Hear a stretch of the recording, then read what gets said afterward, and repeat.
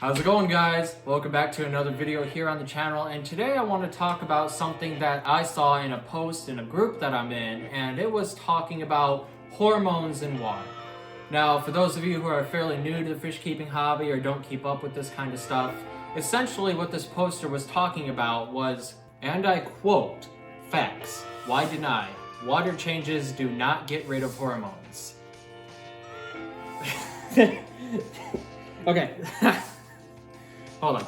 So, what this poster claims is that when you do a water change, when you remove the water out of the tank, and you remove ammonia and nitrates and all those other chemicals out of your water, you're somehow not removing hormones as well out of the water. And somehow he claims that hormones don't build up in the water like other natural things do. And it was mind-boggling to me. I mean, anybody with common sense any shred of common sense can look at this post and immediately think, well, that's kind of dumb. But I'm not here to talk about this post in particular. What I am here to talk about is actually going over this article that was posted in this reply, which went over a very detailed document of growth inhibiting hormones in goldfish and their waters. And quite frankly, as soon as I opened up the journal, I really didn't know what the heck I was looking at. I'm not a biology major, I've never been in eugenics, so I don't know what half of these words mean. I don't even know if this is a word. I have no idea what that means.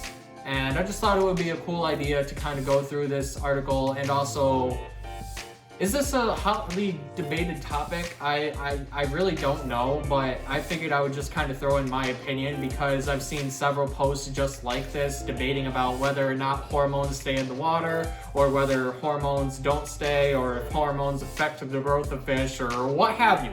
I've just seen a lot of debatable topics about it, and I just want to throw in my 2 cents on what I think based on my research of how I feel about hormones. So let's talk about hormones in fish. So immediately upon first opening this document, obviously upon opening this journal, I don't know what I'm looking at. So I spent about maybe the better half of 2 hours just researching what a lot of these terms meant.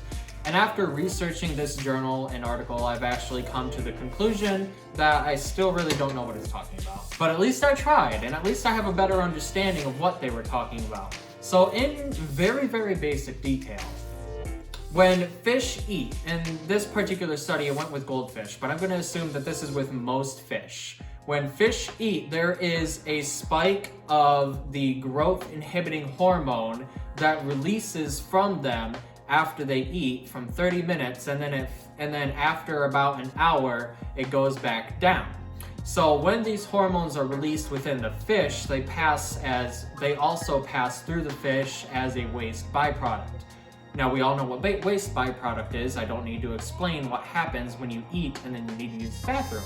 That happens with all creatures, including fish. So, with that out of the way, we know that hormones can pass through fish, and not only do they pass through fish, but when they filter out of the fish, they go into the water. So immediately, that myth is already busted. Growth inhibiting hormones do in fact float in the water.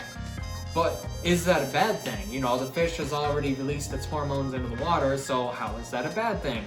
Well, it's just like everything else in nature, too much of a good thing can sometimes be a bad thing.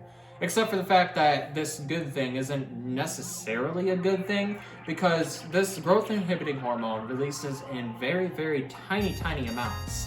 And the only reason it's there is because as a fish ages, of course, it needs to stop growing. But with goldfish in particular, goldfish can reach some enormous sizes. I mean, I'm sure you've seen some of the footage and like pictures of goldfish and how big they can get out in the wild. So what happens with some fish is that they'll stop growing at like maybe a teenage size or a young fish size. They'll stop growing here when they're supposed to be growing here, you know? So when that happens, they end up actually stunting their own growth, which means that they effectively stop physically growing but their internal organs are still going to continue growing as if the outside of the fish and the skeleton of the fish is still growing. So when that happens, you start to eventually very slowly see deformities form in the fish, and then their lifespan inevitably becomes much shorter because they are just living in constant pain from their insides being bigger than their exterior. Now, this is what I've gathered from just this article, but I'm not going to be sourcing all my information from just this article. I've gone through about 3 or 4 pages of Google documents and Google searches. I've done Reddit thread searches. But the point is that I've done probably about a good 4, maybe 5 hours worth of research on this topic. I've done it mostly at work when I'm on my breaks and everything. So it's not like I just sat in one major session and didn't take any footnotes, and I'm just releasing this information to you out of butt-frick nowhere. You know, I'm not doing that. It is not my goal to misinform with these videos. It is my goal to help inform people like you about things that people claim. And this claim, quite frankly, of hormones not saturating and growing in the water is of course false. But I'm really curious on where exactly this kind of misinformation originally started spreading from. And I couldn't really find any reliable sources on where exactly this rumor originally started. I remember seeing a couple of reef forums that were made back in like 2007 and 2008 when forums were a really big thing that were talking about some of the research behind how large fish grow per tank. That's also another rumor that I want to talk about in a future video, is the myth of how fish grow to the size of their tank. Somewhat related to this topic, but it's rooted in a whole different section. So I'm going to stick to the topic of growth hormones and growth inhibiting hormones. So in this particular case, with growth inhibiting hormones, it just doesn't add up that they would not build up in the water column if you don't do water changes. Or if you do water changes, it's not going to remove the growth inhibiting hormone. That's just untrue, factually incorrect. But the point of this video is just to inform everyone out there, according to my research from what I've seen. I'll link a lot of sources down below in the description if you're interested in checking some of the sources out that I found myself.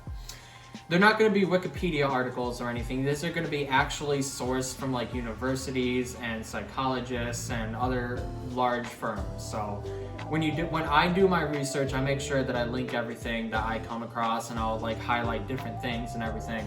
But I want to end this video just by saying that don't believe everything that you see on the internet, of course. Hormones build up in the water just as much as any other kind of thing, like nitrates, ammonia builds up in the water. And quite frankly, if you're not doing enough water changes, then you're probably stunting the growth of your fish, even if it's not on purpose. Now, this doesn't mean that you need to do a water change once a week or every other day or something. You don't need to be that extreme about it. But try to change your water more than once a month, because small things add up over time, of course. Finally, it's just basic common sense to take care of your fish in every way possible. Keep in mind of your fish's adult size when you buy the fish as a young fish. For example, tiger Oscars are normally sold this small. They end up being very big monsters. Just keep in mind of your fish's adult size when you do buy a fish. Do some research on it. Make sure that you have the right tank for it. If you don't, be sure that you at least can buy a tank within the next 3 months for it. And just do your due diligence when you're keeping fish. I mean, it's really honestly that simple. So anyways, with all that being said, I hope you found this information very helpful and insightful. Give this video a like if you did, subscribe to my channel for future content, and leave a comment below. What's your opinion on hormones within the water? I would actually love to have a conversation with you guys on this topic, and I look forward to seeing you guys in a future video. See you around.